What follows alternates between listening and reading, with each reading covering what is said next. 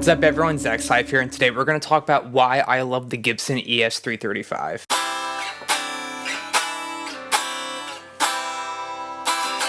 The Gibson ES-335 is one of the most iconic electric guitars of all time. Originally debuting back in 1958, this is one of Gibson's flagship models and is easily one of the most recognizable guitar shapes and styles of all time. Many musicians argue that this is the most versatile guitar on the market, and it truly rivals the Gibson Les Paul. Its bigger body shape and more classic look was a huge selling point for people when some guitar brands and even Gibson themselves were kind of pushing the boundaries a little too far with guitars such as the Flying V and the Explorer, and this guitar has remained a staple in Gibson's lineup. I've always been a huge fan of semi-hollow guitars as someone who used to study jazz very seriously, and the 335 is hands down my favorite hollow or semi-hollow guitar model of all time. And today I want to go over why I have one back in my arsenal and why I believe it's one of the greatest guitars of all time, so stay tuned.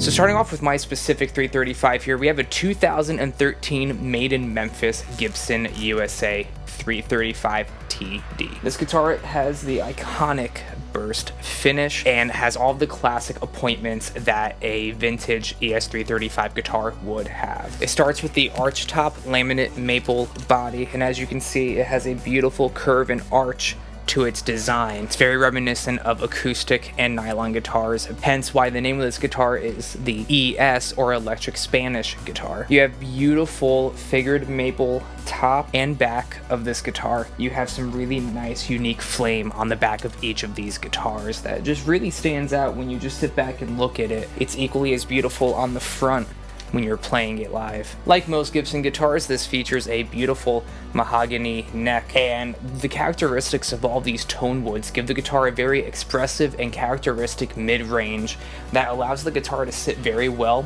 in a mix. The low end on this guitar is very warm sounding. It doesn't build up, and because of its semi-hollow nature, it has a more airy tone to it, but it still has a really nice top end that doesn't quite get up there to the same caliber as some modern guitars and modern pickups do, but it allows the guitar to just really sing and really fill its own sonic space when performing with a band.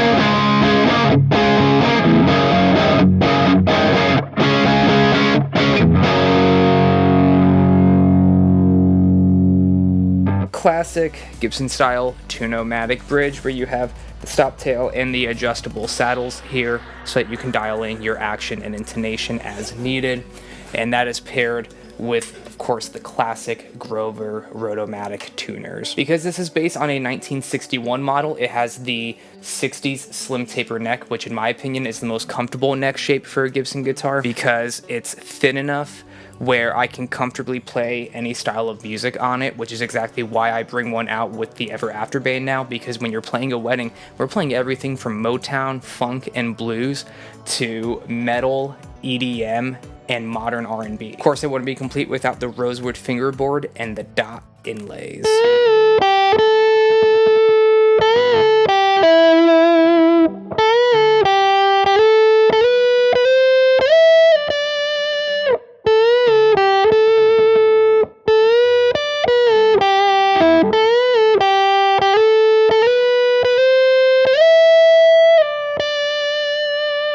A couple other cool characteristics about this guitar are the iconic Mickey Mouse ears, which is a term that they claimed back in the day when they were doing this burst finish, because it kind of looks like the ears of everyone's favorite beloved mouse. And to finish off the specs, we have the lovely, beautiful classic 57 pickups. These are some of my favorite pickups from Gibson. They are voiced after Gibson's iconic PAF, or patent applied for, pickups, and it's really nice to have access to that kind of tone in my arsenal again.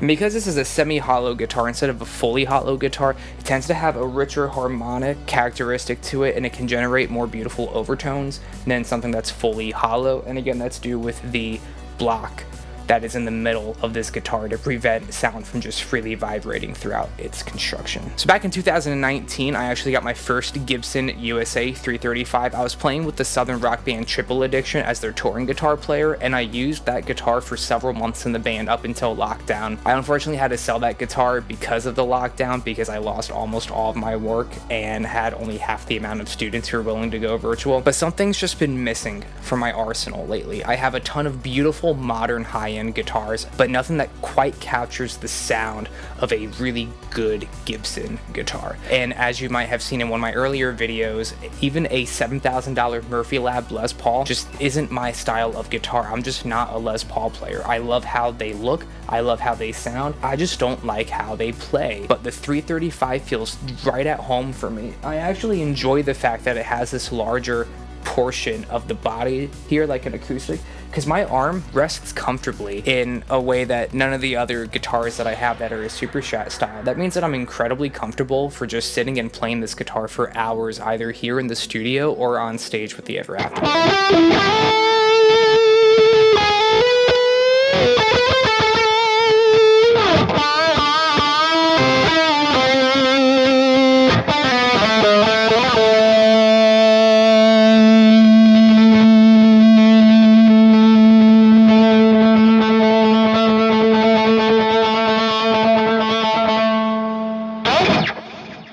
Plus, with the addition of Quantum Industries' new AGX triple guitar case, it has a deep enough lid that I can fit a 335 style guitar in it, which means I can bring this and any other two electric guitars I want with me when we go to play shows. The slim taper neck makes this guitar incredibly comfortable to play, and given the fact that it's a Gibson, so it'll have a 24 3/4 inch scale length, means that you can very easily navigate through this guitar playing really expressive and expensive, as I like to say, guitar chords. This really comes in handy when I'm doing a cocktail hour plus a wedding. That means that I'm performing for about 5 hours every night, and being able to pull off some of the more complicated jazz tunes during cocktail hour on a shorter scale length guitar, but still have access to the highest fret without having anything or any wood in my way when we play the reception, means that I could theoretically just play this guitar for the entire night and have zero issues or complaints about comfort, weight, or accessibility.